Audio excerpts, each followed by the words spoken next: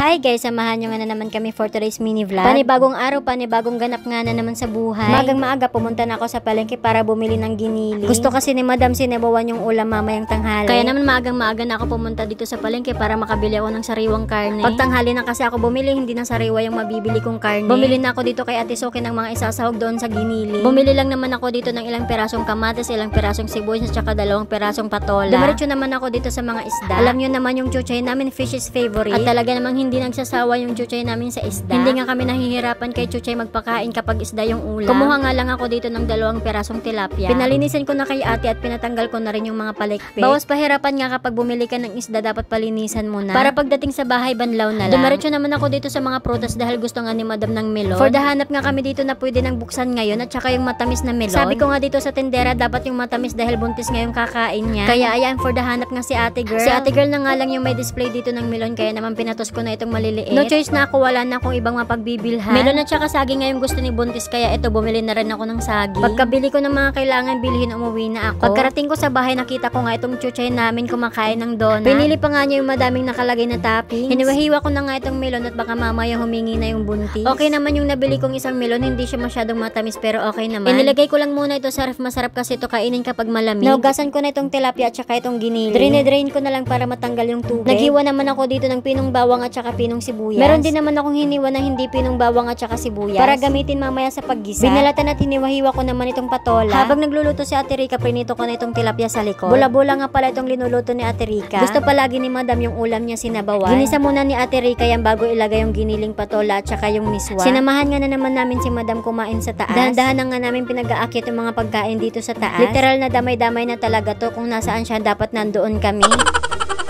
May chicharon nga rin kaming ulam ni Ate Rica. Ang sarap ng luto ni Ate Rica ng bola-bola. As in, ang sarap higupin yung sabaw. Kinabukasan, nagpaluto naman si Madam ng corned beef at saka itlog almusal niya. At sinamahan ko na nga rin ito ng saging. O siya, yun lang muna for today's video. Bye!